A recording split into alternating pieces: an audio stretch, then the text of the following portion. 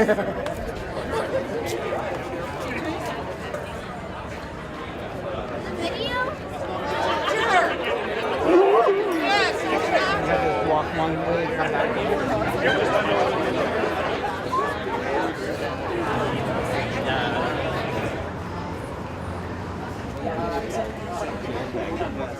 to have a few speakers.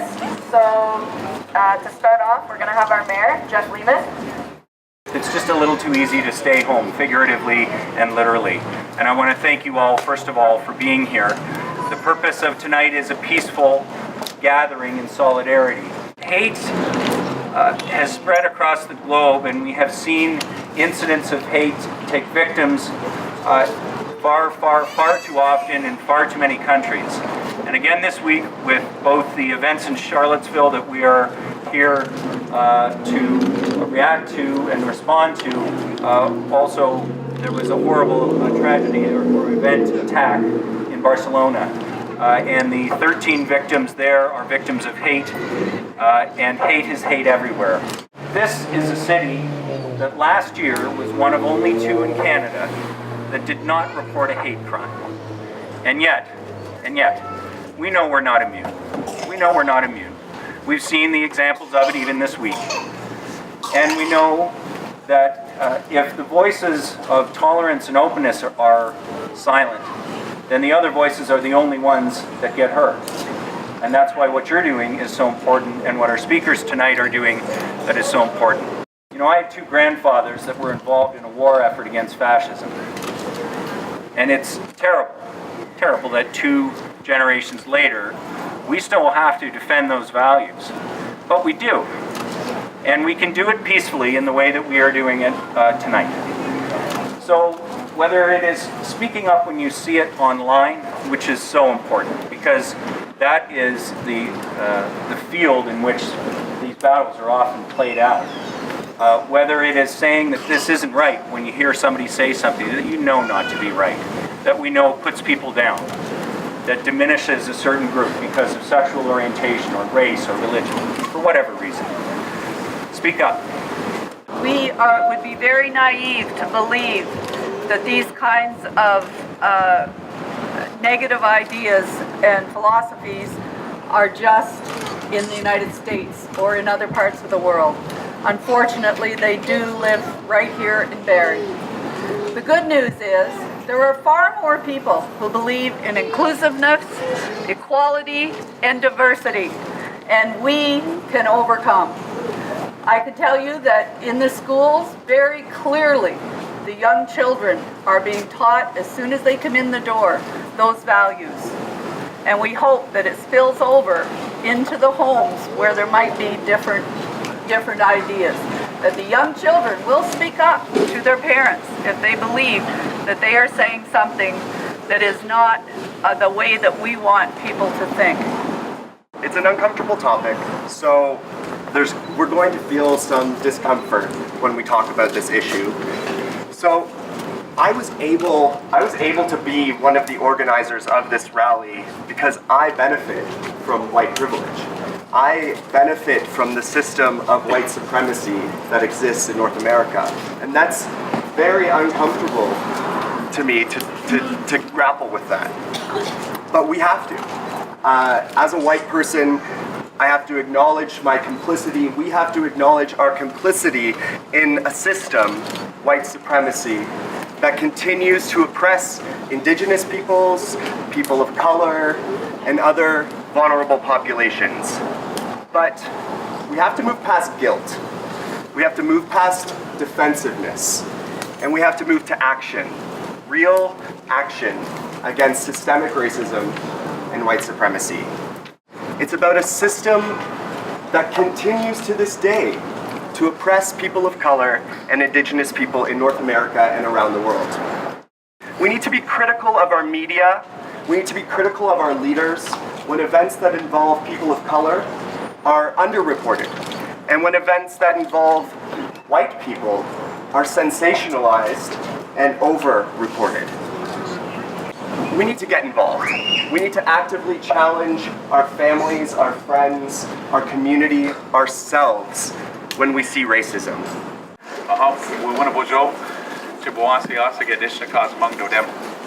What I shared with you is my true name. Thank you very much.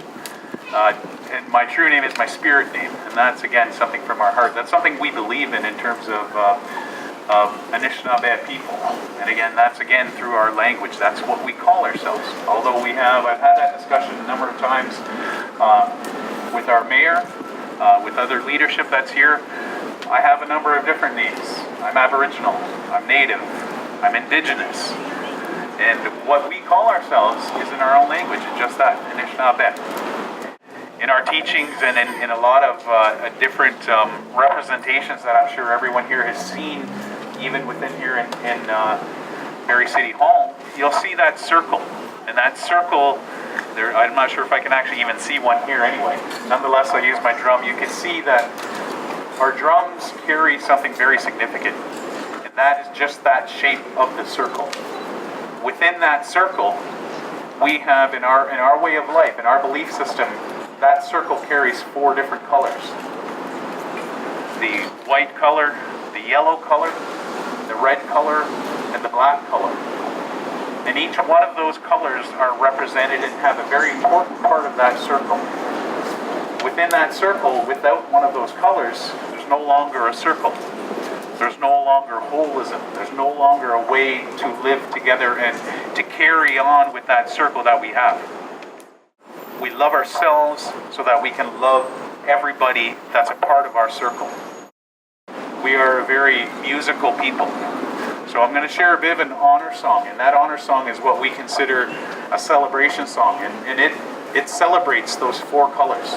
It celebrates those flags that our soldiers carry. I personally, I've served in the U.S. Army. So those things mean something very significant to me because I served in the Army to defend living the good life. We all can live that good life in terms of respecting each one of those colors and part of that circle. So if you bear with me, I'll share that honor song with you. Miigwech.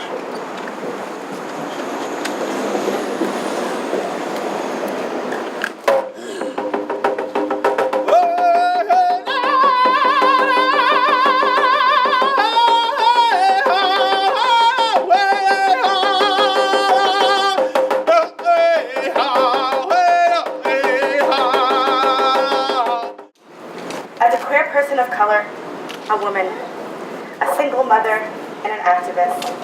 I'm here tonight to shed some insight to every white face here on what it's like to live as a person of color. Growing up in the GTA, I was privileged enough to be surrounded by people of various backgrounds and ethnicities. Rarely the only dark-skinned person in the room, but my experiences were not always positive. Barrie was an ultra-conservative, closed-minded, uncultured white town. But within the first 15 days of living here, I was called a nigger 3 times. I was asked by one gentleman if I had worked at crossovers.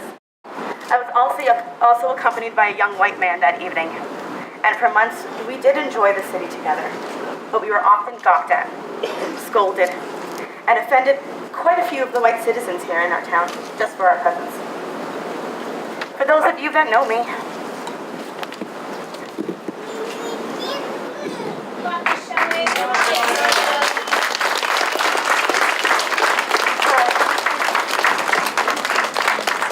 I stand here today wounded and saddened and angry. Yes, I am very angry, and that is not an easy emotion for me. I'm angry because in 2013, over 25 years after my mother pulled me out of my school, I had to pull my daughter out of her school for the same ignorance. I'm angry today because as a queer female, a single mom, a person of color, I have single-handedly witnessed and experienced the hardships that come with the color of my skin, including most recently, receiving counsel from a lawyer who was a friend of mine, who gave me with genuine love and concern for me and my children, advice that my rights as a single mom in our current court system here in Barrie was doomed to failure because the justice system is what he calls very whitewashed, and that I wouldn't get a fair shake in our local courtroom. There are tiny battles we must face every day in our own town. When businesses shut their doors rather than support Barrie Pride, which brings tourism and money to our city and to the downtown core every year. When our local councillors and politicians are conveniently away during Pride Week. When you criticize a person of color for feeling offended or judged, when we are indeed both offended and judged, and rightly so. When we assume that we have a perfect city when it's clearly not the case. We are giving the alt-right space to grow and the opportunity to deliver papers to our residents who are happily living oblivious to the concerns of their neighbors. I stand here today urging you all to consider tomorrow and to the days to come, to show empathy and compassion to all of our citizens and the minorities, and to make it clear that we will be heard. It is time to get comfortable, Barrie. And just a reminder, next year is an election year. Make your voice heard on local. Thank you. So I wanted to talk a little bit about, I don't know if anybody remembers, but last year in the summertime, CBC had to remove the comment section from their online articles. And the reason that they had to do that was because anything that mentioned Indigenous people were receiving so many hatred and so many hateful comments that they finally had to turn it off. But it's still going on. And it's going on in Facebook, it's going on Twitter. And I think that this is a really important thing we need to think about. Because we need to think about what happened in Charlottetown in terms of how those people found each other. How those people who were out in tiki torches, how they found each other was in comment sections. They found their common hate in those sections. A few weeks ago, a 12-year-old girl took her life. And I can't even fathom what it takes for a 12-year-old girl to kill herself. But I can't look past the fact that these kids log online and they see people speaking about Indigenous people with hate. They call our chiefs warlords. They call us dirty Indians. We need to think about that. We need to reach out as everybody, as white people, as Indigenous people. Whenever you see that, you need to reach out and stop that sort of conversation. But I need to remind you that in July, Barbara Kentner, a 34-year-old Indigenous mother, died in the hospital because somebody threw a trailer hitch at her from a moving car as a game. And they said, "I got one."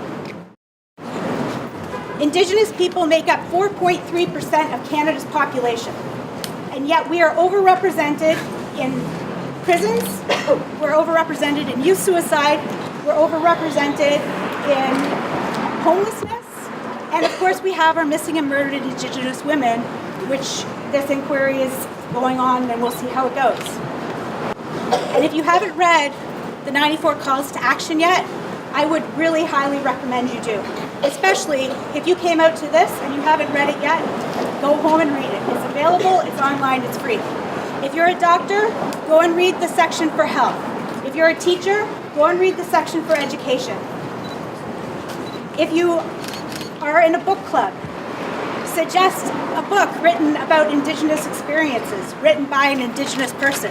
If you see a really racist article written in the National Post or the Globe and Mail, write them a letter. In fact, you don't even have to write them a letter. Write them a paragraph.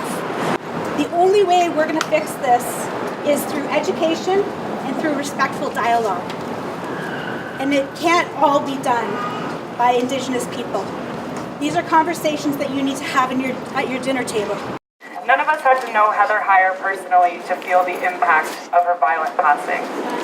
What we know about Heather is that she was compassionate, brave, and she was passionate in the fight for justice. The very last Facebook post Heather made before she was murdered was, "If you're not outraged, then you're not paying attention."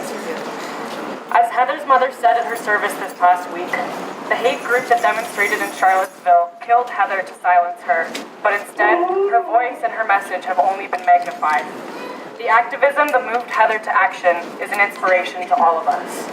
Let us remember her passion, let us remember her heart, let us remember her intentions, and let us remember her strength.